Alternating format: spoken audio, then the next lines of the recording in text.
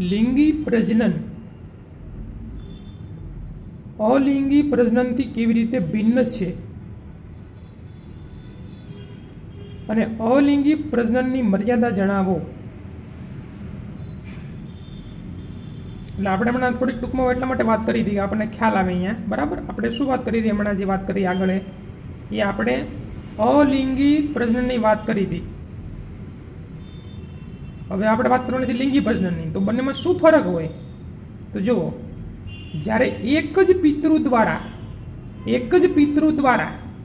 પ્રજનન કોષો વગર એટલે શુક્રકોષ કે અંડકોષ ના હોય એના વગર, બરાબર, નરનો કોષ કે માદાનો કોષ ના હોય એના વગર, એક જ પિતૃ દ્વારા પ્રજનન કોષો વગર નવા સજીવનું નિર્માણ કરવામાં આવે તેને અલિંગી પ્રજનન કહેવાય. હમણાં આપણે જોયું હતું કે પાન ફૂટી હતી, એનું પર્ણ નીચે પડ્યું, તો એ છોડ એક જ હતો, એ પાન નીચે પડ્યું, એમાંથી નવો છોડ બની ગયો, એ અલિંગી પ્રજનન છે. અમીબા એક જ હતું, એક જ અમીબામાંથી એ અમીબાની અંદર નવા 2 કોષ કેન્દ્ર બન્યા અને પછી અમીબાના 2 ભાગ થઈ ગયા અને 2 નવા અમીબા બની ગયા.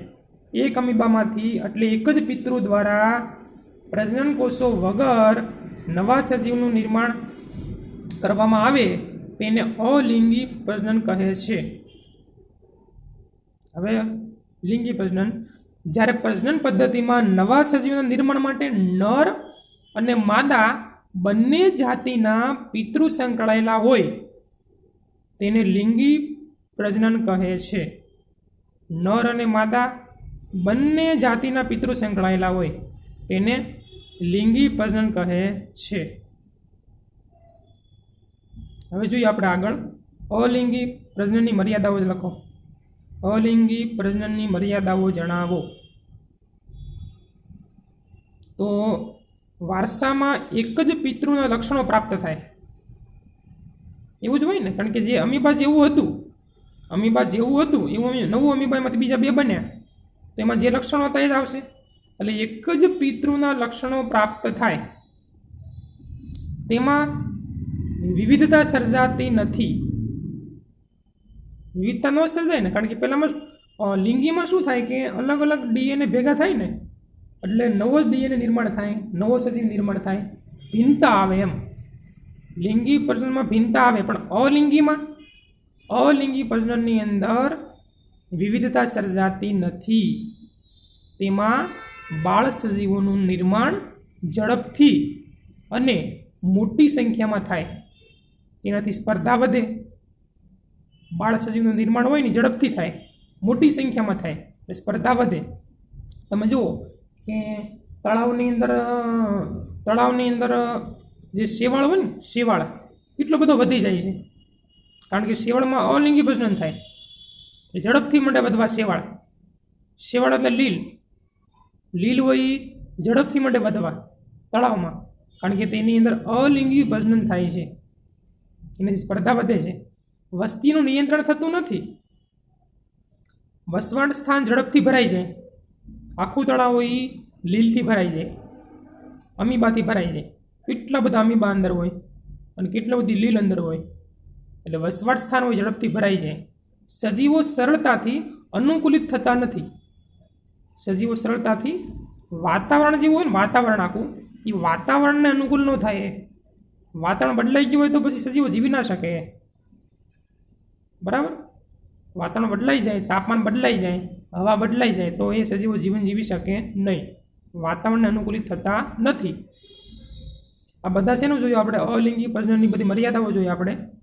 હવે શા માટે લિંગી પ્રજનનની રીત પદ્ધતિ?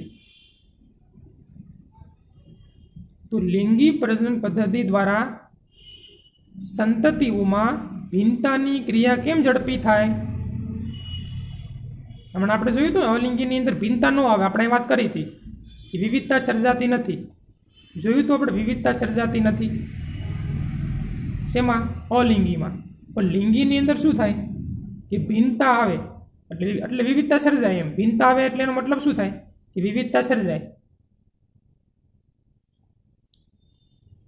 લિંગી પ્રજનન પદ્ધતિની અંદર સંતતિઓમાં ભિન્નતાની ક્રિયા કેમ ઝડપી થાય સમજાવો.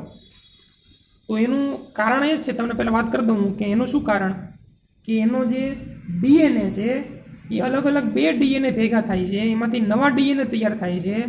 તો નવા ડીએનએ તૈયાર થતા હોય ને તો એની અંદર થોડીક ભિન્નતા આવે. એનું મુખ્ય કારણ એ છે, એક પિતૃકોષમાંથી 2 બાળકોષ નિર્માણમાં, એક પિતૃકોષ હોય એમાંથી 2 બાળકોષ નિર્માણમાં ડીએનએ પ્રતિકૃતિ તેમજ કોષીય સંરચનાનું સર્જન સંકળાયેલું હોય. એક પિતૃકોષ હોય એની વાત છે. એક પિતૃકોષમાંથી 2 બાળકોષ બને એટલે અમીબાની વાત છે અહીંયા, કે એની અંદર ડીએનએ પ્રતિકૃતિ તેમજ કોષીય સંરચનાનું સર્જન સંકળાયેલું હોય. એટલે ડીએનએની પ્રતિકૃતિ એટલે જેવો ડીએનએ હોય એવો જ ડીએનએ રહે. શેમાં? અલિંગી પ્રજનનમાં, એટલે અમીબાની અંદર. ડીએનએ પ્રતિકૃતિ તકનીક હંમેશા સંપૂર્ણ ચોક્કસ નથી. ડીએનએ પ્રતિકૃતિની તકનીક હંમેશા સંપૂર્ણ અને ચોક્કસ નથી. લિંગી પ્રજનનમાં નર અને માદા પ્રજનન કોષનું સંમિલન થાય. હવે શું વાત કરે છે અહીંયા કે લિંગી પ્રજનનની અંદર નર અને માદા એ બંનેના પ્રજનન કોષ, બંનેના કોષ હોય એનું સંમિલન થાય. પ્રજનન કોષના નિર્માણ દરમિયાન ડીએનએ પ્રતિકૃતિમાં સર્જાતી ભિન્નતા અનુગામી પેઢીમાં વહન પામે છે. એટલે અહીંયા શું થયું, નર અને માદા બેના અલગ અલગ કોષ આવી ગયા. એટલે તેના કારણે હવે જે નવો કોષ નિર્માણ થાય ને છે એમાં બંનેના ડીએનએ આવેલા હોય. એટલે એમાં બંનેના ડીએનએ આવે. જે રંગસૂત્ર હોય એ નરના અડધા થઈ જાય, રંગસૂત્ર આખું હોય ને એના કટકા થઈ જાય, અને પછી નવા નવા રંગસૂત્ર બને. એના કારણે શું થાય અહીંયા કે એની અંદર શું થાય, ભિન્નતા નિર્માણ થાય, એમ કંઈક અલગ નિર્માણ થાય. એની જીવન જ ના રહે. અડધો રંગસૂત્ર હોય એ નરનો હોય અને અડધો રંગસૂત્ર હોય ને એ માદાનો હોય, એમ અલગ અલગ જોઈન્ટ થાય ને એના કારણે. એટલે પ્રજનન કોષોના નિર્માણ દરમિયાન ડીએનએ પ્રતિકૃતિમાં સર્જાતી ભિન્નતા અનુગામી પેઢીમાં વહન પામે. એ ભિન્નતા કેમાં આવે? આગળની પેઢીમાં આવે.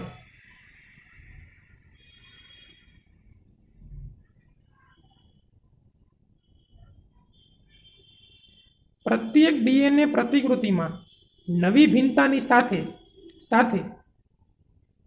ભિન્નતા તો આવવાની છે, તો નવી ભિન્નતાની સાથે સાથે પૂર્વવત પેઢીઓની ભિન્નતા પણ સંગ્રહિત હોય. બરાબર, એની નવી ભિન્નતા તો આવવાની જ છે, અને સાથે એના પૂર્વજોમાં પણ ભિન્નતા આવી હોય ને એ પણ અંદર સંગ્રહ થયેલો હોય એનો પણ. આમ વસ્તીના 2 સજીવોમાં સંગ્રહિત ભિન્નતાઓની ભાત ભિન્ન હોય. વસ્તીના 2 સજીવો છે એની અંદર સંગ્રહિત ભિન્નતાની ભાત કેવી હોય? ભિન્ન હોય. 2 અથવા વધારે, એટલે શું કીધું, જો 2 સજીવમાં સંગ્રહિત ભિન્નતાની ભાત જુદી જુદી હોય, એટલે નરની અંદર જે ભિન્નતા હોય કંઈક અલગ પ્રકારની અને માદાની અંદર ભિન્નતા અલગ પ્રકારની કંઈક હોય. એટલે 2 સજીવમાં સંગ્રહિત ભિન્નતા એની ભાત જુદી જુદી જ બેની અંદર, બેમાં અલગ અલગ ભિન્નતા છે. એ 2 અથવા વધારે એકલ સજીવોની ભિન્નતાઓ એકત્ર થતાં સંતતિમાં નવો જ સંયોજન કંઈક આવે. સંતતિમાં નવું સર્જન થાય ને આખું કંઈક. કારણ કે પહેલાં જે નર હતો એમાં કંઈક ભિન્નતા તો હોય કે નહીં. એ નર હોય પહેલાં બાળક તો હોય કે નહીં, બાળક હોય પહેલાં એમાં ભિન્નતા હોય, પછી માદા હોય એમાં કંઈક ભિન્નતા અલગ હોય. તો એ ભિન્નતા એકત્ર થાય, બંનેની ભિન્નતા એકત્ર થાય પછી એનું જે સંતાન નિર્માણ થાય સંતતિ, એમાં કંઈક નવું સંયોજન જ હોય, એમાં પછી નવી ભિન્નતા કંઈક હોય. લિંગી પ્રજનન દરમિયાન 2 વિજાતીય સજીવો, 2 વિજાતીય એટલે નર અને માદા, 2 વિજાતીય સજીવોના ભિન્નતા ધરાવતા ડીએનએ સંતતિમાં પ્રાપ્ત થાય છે. 2 વિજાતીય સજીવોના ભિન્નતા ધરાવતા ડીએનએ, બેના ડીએનએ ભિન્નતાવાળા હોય અને એ સંતતિમાં આવે. એટલે આ લિંગી પ્રજનનની અંદર ભિન્નતા આવે એટલે વિવિધતા નિર્માણ થાય. બરાબર, એટલા માટે શું થાય? વિવિધતા નિર્માણ થાય.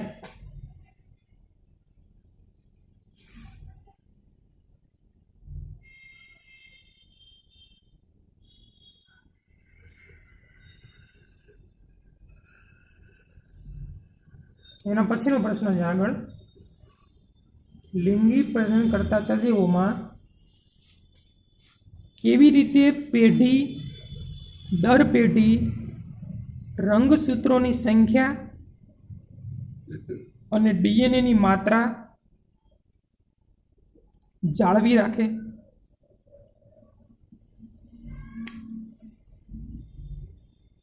ડીએનએની માત્રા, રંગસૂત્રની સંખ્યા છે એ જાળવી કઈ રીતે રાખે?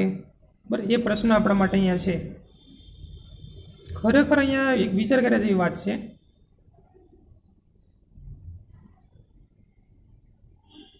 તમને હું પહેલાં સમજાવું આ શું કહેવા માગે છે. તમને કદાચ ખ્યાલ નહીં હોય કે એક કોષ હોય ને, કોષ, એ કોષની અંદર કોષ કેન્દ્ર હોય. કોષની અંદર કોષ કેન્દ્ર હોય એ તમને ખ્યાલ છે. કોષ કેન્દ્રમાં શું હોય? રંગસૂત્ર હોય, એ તમને ખ્યાલ છે, મેં વાત કરી હતી. પણ રંગસૂત્ર કેટલા હોય? રંગસૂત્ર હોય કેટલા? તો મનુષ્યની અંદર, મનુષ્યમાં રંગસૂત્રની સંખ્યા 46 હોય. કેટલી? 46. ચોગડે છગડે 46. કુલ સંખ્યા કેટલી? 46. એટલે એક કોષ દેખાતો નથી એવા નાના એવા કોષની અંદર કોષ કેન્દ્ર કેટલું નાનું હોય હાવ, અને એ નો દેખાય એવો કોષ, એમાં કોષ કેન્દ્ર કેટલું નાનું, અને એની અંદર પાછા 46 રંગસૂત્ર, એમાં 46 રંગસૂત્ર આવેલા હોય. હવે એ એક કોષ હોય એમાંથી બીજો કોષ બને. સમજો કે આપણી ચામડી છે, એમાં એક કોષ છે, એમાંથી બીજો કોષ બન્યો. એક કોષમાંથી બે કોષ બને, એકમાંથી બીજો બને એમ નહીં, એકમાંથી બે કોષ બને. તો પેલો જે કોષ હોય એમાં રંગસૂત્ર કેટલા હોય? 46 હોય પેલામાં. એમાંથી બે બન્યા એમાં કેટલા હોય? એમાં 46 જ હોય. એમાં 46 જ હોય ને. આપણો હાડકાનો કોષ હોય, કોઈ પણ કોષ હોય, સમજો એ એક કોષમાંથી બીજા બે કોષ બનતા હોય. હવે રોજના લાખો કોષ બનતા હોય આપણા શરીરમાં, રોજના લાખોની સંખ્યામાં કોષ બનતા હોય ને. તો વિચારો તમે કે નવો કોષ નિર્માણ થાય એટલે શું થાય? કે નવા કોષમાં પણ નવું સર્જન હોય આખું. ટૂંકમાં તમને હું કહું, યાદ રાખો કે પેલો જે કોષ હતો એમાં કેટલા રંગસૂત્ર હતા? 46. બીજા બે નવા બન્યા એમાં કેટલા? એમાં 46. સરસ, ક્લિયર એટલું? હવે આ મેં શેની વાત કરી હતી? કે દેહિક કોષની વાત કરી હતી મેં. દેહિક કોષની. દેહિક કોષ એટલે ચામડી હોય કે રુધિર હોય કે સ્નાયુ હોય કે કોઈ પણ કોષ હોય શરીરના, બરાબર, એની વાત કરી મેં. પણ હવે આપણે શું વાત કરવી છે? આ આપણે વાત કરવી છે પ્રજનન કરતા કોષની વાત કરવી છે. પ્રજનન કોષ એટલે શુક્રકોષની વાત કરવી છે આપણે, અંડકોષની આપણે વાત કરવી છે. તો હવે આપણે હમણાં શું વાત કરી હતી કે પ્રજનનની ક્રિયામાં આ શુક્રકોષ અને અંડકોષ એટલે નરકોષ ને માદાકોષ બંને ભેગા થાય ને. નરકોષ અને માદાકોષ બંને ભેગા થાય, એમાંથી નવો કોષ બને. એમાંથી નવો કોષ બને જ નહીં. તો નવા કોષમાં કોઈ એવું હોય, આ બે કોષ ભેગા થયા, બરાબર, એમાંથી એક નવો કોષ બન્યો. તો એમાં પેલામાં 46 રંગસૂત્ર હતા નરમાં, માદામાં 46 હતા. તો નવો બન્યો એમાં ડબલ થઈ જાય કે નહીં? થાય ડબલ. એમાં ડબલ થઈ જવા જોઈએ પણ ડબલ થતા નથી. બરાબર, અહીંયા જ ભગવાનની કમાલ છે. આ રચના જે કરીને એની જો ડબલ થઈ જતા હોય ને તો નવું જે બાળક આવે ને એના પછી તમે ચકાસણી કરો કે એમાં એનો જે કોષ હોય એમાં કેટલા રંગસૂત્ર છે. તો એની અંદર બધા કોષમાં ડબલ રંગસૂત્ર થઈ ગયા હોય. 46 ડબલ થઈ ગયા હોય. 92 રંગસૂત્ર હોય. પછી એનાથી નવી પેઢી આગળ આવે એમાં એનાથી ડબલ થઈ ગયા હોય. પણ ડબલ થાય છે એમ નથી થતા ડબલ. અહીંયા તો પણ બે કોષ ભેગા થયા હતા. નર કોષ ને માદા કોષ બંને કોષ ભેગા થયા તો કેમ ડબલ ન થયા? તેનું કારણ શું? કે ત્યાં અર્ધીકરણની ક્રિયા થાય. શું થાય? અર્ધીકરણની ક્રિયા થાય. જો લખ્યું છે ને અર્ધસૂત્રી ભાજન, અર્ધીકરણની ક્રિયા થાય. એટલે નરકોષના રંગસૂત્ર 46 હતા, એમાંથી અડધા થઈ જાય. એના 23 થાય, 23 થાય, 23 બે ભાગ પડી જાય. અને માદાના જે કોષ હતા ને એમાં કુલ 46 હતા, એમાં તેવી તેવીના 2 ભાગ પડી જાય, કુલ 4 ભાગ પડ્યા ને એમાંથી પછી 2 કોષ બને, 4 ભાગ પડી જાય પછી 2 કોષ બને, એટલે એક કોષમાં કેટલા આવે? 46 જ આવે. નવી પેઢીમાં આ સંખ્યા જળવાઈ રહી. આપણો પ્રશ્ન શું છે અહીંયા જો, નવી પેઢીની અંદર શું થાય? રંગસૂત્રની સંખ્યા શું થાય? જળવાઈ રહે નવી પેઢીમાં, અને ડીએનએની માત્રા પણ જળવાઈ રહી, બરાબર? જે હોય છે અસર રહી, એમ બદલાય નહીં, સંખ્યા બદલાય નહીં ક્યારે એની. તો બસ આ બધી વાતો કરેલી છે પ્રશ્નમાં, બરાબર? તમે જુઓ, હવે તમને ખ્યાલ આવશે. પ્રશ્ન વાંચું છું અહીંથી હું, ધ્યાન આપજો બધા, બરાબર? લિંગી પ્રજનન કરતા સજીવોમાં દરેક નવી પેઢીમાં બંને પિતૃના ડીએનએની નકલો સંગ્રહિત થાય. બંને પિતૃના ડીએનએની નકલ સંગ્રહિત થાય. તેથી દરેક નવી પેઢીમાં ડીએનએની માત્રા પિતૃ કરતાં બમણી થઈ જવી જોઈએ, કારણ કે અહીંયા તો 2 કોષ ભેગા થયા. પરંતુ આવું થતું નથી, કારણ કે લિંગી પ્રજનન કરતા સજીવોમાં પ્રજનન કોષનું નિર્માણ કરતા કોષો અર્ધસૂત્રી ભાજન પામે. એટલે જે 46 રંગસૂત્ર હતા ને એના 2 ભાગ પડી જાય, 23 થઈ જાય, એટલે અર્ધસૂત્રી ભાજન પામે. તેથી રંગસૂત્રની સંખ્યા અડધી થઈ જાય છે. આમ સજીવના વાનસ્પતિક કે દેહી કોષોની તુલનામાં ડીએનએની માત્રા પણ અડધી થાય છે. ડીએનએ પણ અડધો થઈ જાય. જેમ રંગસૂત્ર અડધા થઈ ગયા એમ ડીએનએની જે માત્રાથી અડધી થઈ ગઈ ને, તો તેમાં અર્ધસૂત્રી ભાજન પ્રકારનું કોષ વિભાજન અગત્યનો ભાગ ભજવે છે. શું કીધું અહીંયા? મુખ્ય વાત શા માટે આવું થયું? કારણ કે અર્ધસૂત્રી ભાજન પ્રકારનું કોષ વિભાજન અગત્યનો ભાગ ભજવે છે. અને આવું કોષ વિભાજન ક્યાં થાય? ફક્ત આ પ્રજનન કોષમાં જ થાય. શુક્રકોષના અંડકોષમાં ફક્ત આવું થાય. આપણા શરીરના દેહી કોષમાં આવું ન થાય, અર્ધસૂત્રી ભાજન ન થાય એવું. આથી 2 પિતૃ નર અને માદાના જનન કોષો જેમાં રંગસૂત્રની સંખ્યા ડીએનએના માત્રાથી અડધી હોય, ત્યારે તેઓ જ્યારે લિંગી પ્રજનનમાં સંયુગ્મન પામે ત્યારે ફલિતાંડ બને. શું બન્યું? ફલિતાંડ બન્યું એટલે શું થયું? ફલિતાંડ કોને કહેવાય? નર કોષ અને માદા કોષ બંને ભેગા થઈ જાય, બરાબર? એને ફલિતાંડ થઈ, એને એમાંથી જે બન્યો ને જે નવા બીજા 2 કોષ, એને ફલિતાંડ કહેવાય. એટલે ફલિતાંડ બને અને બાળપેઢી કે સંતતિમાં રંગસૂત્રની સંખ્યા ડીએનએની માત્રા પિતૃ જેટલી પુનઃસ્થાપિત થાય. એટલે પિતામાં કેટલી હતી? 46 હતી ને, તો એ બાળકમાં પણ કેટલી થાય? 46 જ થાય. ડીએનએની માત્રા અને સંખ્યા હોય ને એ પિતૃ જેટલી જ થાય, પિતૃ જેટલી જ પુનઃસ્થાપિત થાય. જો તમને મસ્ત માહિતી આપી છે, તમારે આ સમજવા માટે માહિતી આપી છે. જો મનુષ્ય માદામાં કેટલા છે? 46 છે. નરમાં કેટલા? 46 છે. અર્ધીકરણ થયું એટલે 23 અંડકોષ થઈ ગયા, શુક્રકોષ 23 થઈ ગયા, 2 ભેગા થઈ ગયા, એટલે કુલ કેટલા થયા છે? એટલે 46 થયા કે નહીં? ફલિતાંડમાં કેટલા થયા? 46 થયા. ફલિતાંડમાંથી નવું બાળ સજીવ નિર્માણ થાય એટલે 46 રંગસૂત્ર થાય. એટલે અહીંયા આ એક જબરજસ્ત એક રચના ભગવાને નિર્માણ કરી છે, બરાબર? આ રીતની કે જે કોષ હોય એની રંગસૂત્રની સંખ્યા એવી થઈ જાય, અડધી થઈ જાય. એટલે નવા સજીવમાં રંગસૂત્રની સંખ્યા એટલી જ રહી, ડબલ ન થાય.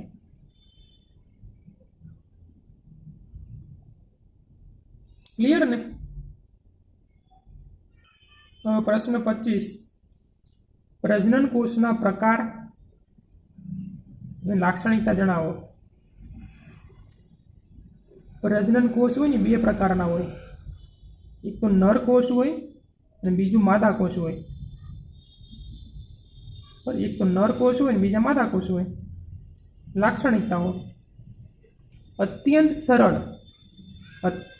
સરળ સંરચનાવાળા સજીવોમાં બંને પ્રજનન કોષના આકાર તેમજ કદમાં વિશેષ ભેદ હોતો નથી.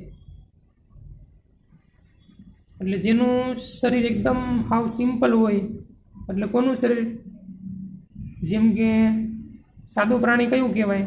આપણે બધા પ્રાણીનો અભ્યાસ કર્યો હતો ને ધોરણ 9 અંદર, પ્રાણી સૃષ્ટિનો અભ્યાસ, સજીવોમાં વિવિધતા. એટલે એમાં હતું ને બધું, તારા માછલી ને પછી ગોકળ ગાય ને અલગ અલગ બધા પ્રાણીઓ હતા કે નહીં, એના શરીર કેવા હતા? સાદા હતા ને હાવ. પ્લેનેરિયા, યકૃત કૃમિ, પટ્ટી કૃમિ, બરાબર. એમાં એવા બધા શરીર કેવા હોય? એના હાવ સાદા શરીર હોય હાવ એના. તો એવા જે સજીવો જે હોય એ બધાને શું કહેવાય? સરળ સંરચનાવાળા સજીવ કહેવાય એને. તો એના નર કોષ હોય કે માદા કોષ હોય, બરાબર, એમાં બહુ ભેદ હોતો નથી. તેઓ સમાન આકારના હોઈ શકે, એનો આકાર સમાન હોઈ શકે, પણ ઉચ્ચ કક્ષાના, એટલે ગાય, ભેંસ, મનુષ્ય, ઉચ્ચ કક્ષાના જટિલ સંરચનાવાળા સજીવોમાં પ્રજનન કોષો વિશિષ્ટ પ્રકારના હોય.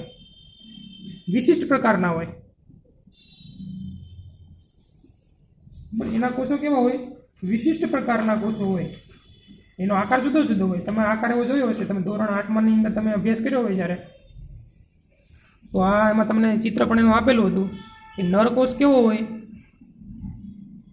આ ધોરણ 9 પણ તમને પુસ્તકમાં આના બે ચિત્ર આપેલા હતા, નરકોષના, માદાકોષના.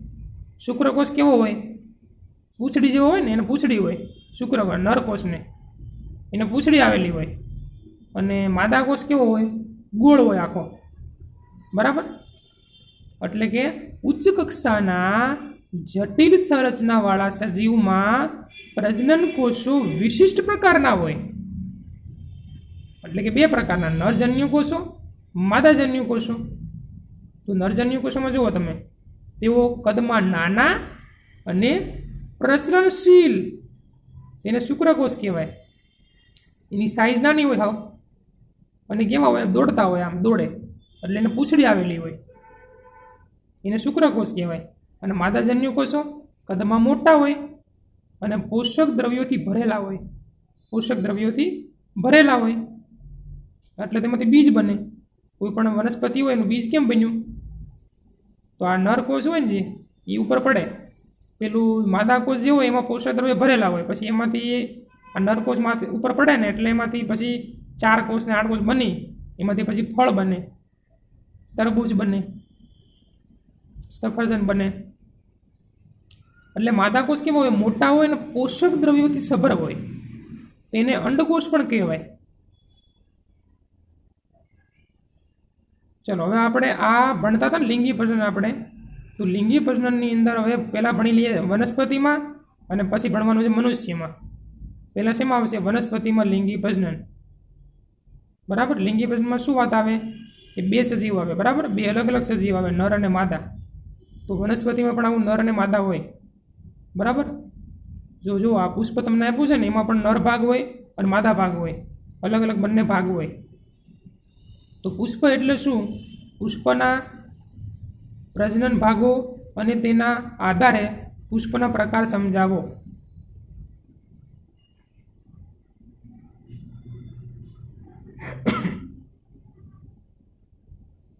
સપુષ્પી વનસ્પતિઓ મુખ્યત્વે આવૃત બીજધારી અવના લિંગી પ્રજનન અંગને પુષ્પ કહે છે.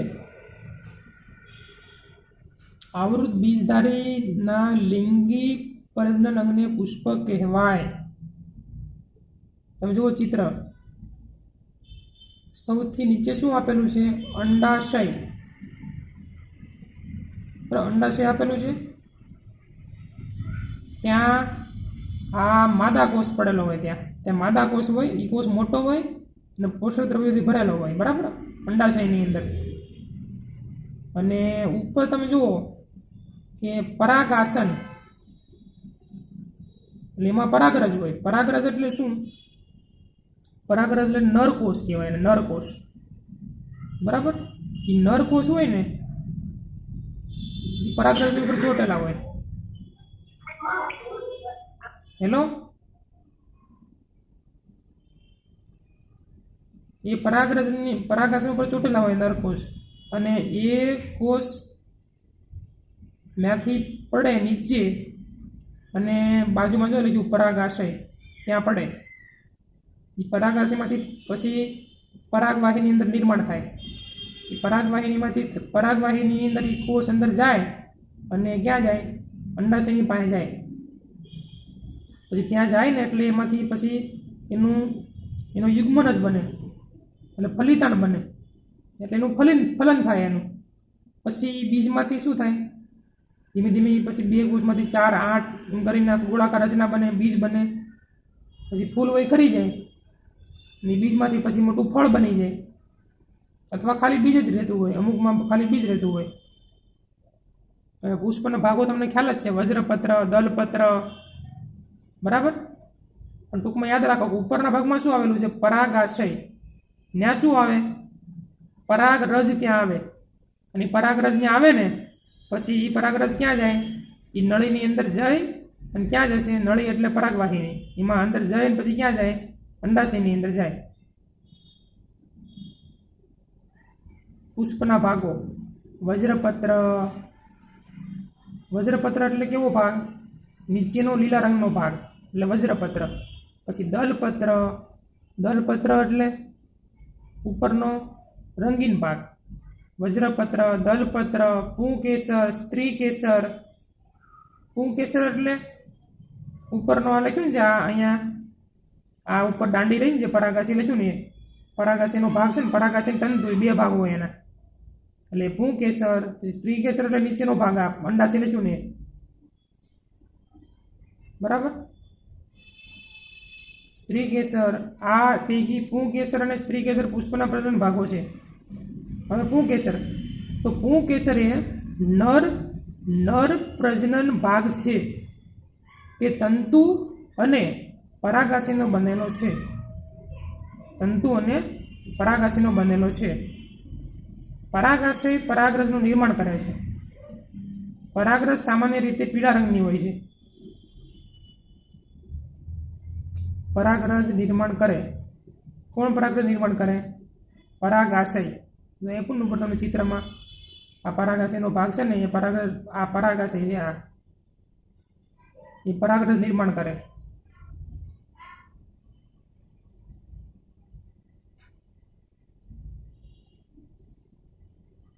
પરાગરજ સામાન્ય રીતે પીળા રંગની હોય. પછી સ્ત્રીકેસર, તે માદા પ્રજનન ભાગ છે. બરાબર? માદા પ્રજનન ભાગ છે. તે પુષ્પના મધ્યમાં ગોઠવાયેલું છે. તે 3 ભાગથી રચાયેલું છે. સ્ત્રીકેસરના કેટલા ભાગ છે? 3 ભાગ. પહેલો ભાગ અંડાશય, એટલે નીચેનો ફૂલેલો ભાગ, નીચેનો તલસ્થળ, નીચેનો ફૂલેલો ભાગ અંડાશય. બીજું પરાગવાહિની, એટલે મધ્યનો લંબાયેલો ભાગ. અને ત્રીજું પરાગાસન, એટલે ચિકાસયુક્ત અગ્રભાગ. તમે જોઈ શકો આની અંદર અહીંયા જે તમને આપ્યું છે પીળા રંગનો, જે આપીને દાંડી, જે તમને પીળા રંગની દાંડી આપી છે ને જે આખી, એ સ્ત્રીકેસર છે, પીળા રંગનો આખો ભાગ. એટલે નીચેનો ભાગ જો ફૂલેલો ભાગ છે અંડાશય કહેવાય. પછી એની ઉપર પરાગવાહિની છે, અને એની ઉપરના ભાગમાં શું છે? પરાગાસન છે. એ ચીકણો ભાગ હોય, પરાગાસન ભાગ છે ને. એટલે આ રીતના એના કુલ 3 ભાગ છે.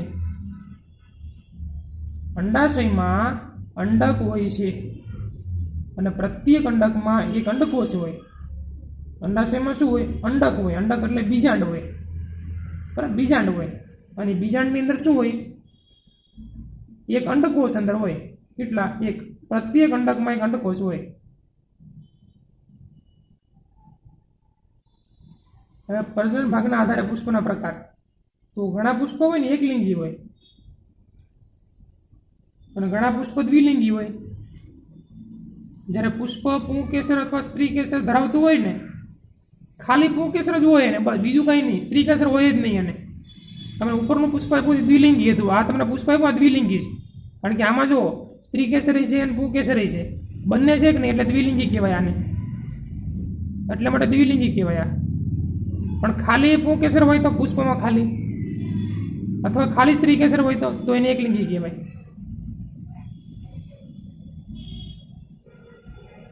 એકલિંગી પુષ્પ જ્યારે પુષ્પ પુકેસર અથવા સ્ત્રી કેસર ધરાવતું હોય એકલિંગી કહેવાય. પપૈયું, તરબૂચ આ રીતનું હોય. પછી દ્વિલિંગી જ્યારે પુષ્પ પુકેસર અને સ્ત્રી કેસર બંને ધરાવતું હોય તો દ્વિલિંગી પુષ્પ કહેવાય. ઉદાહરણ તરીકે જાસૂદ, રાય અને ધતુરો. જાસૂદનું પુષ્પ હોય, રાયનું પુષ્પ, ધતુરાનું પુષ્પ હોય, દ્વિલિંગી હોય. બરાબર.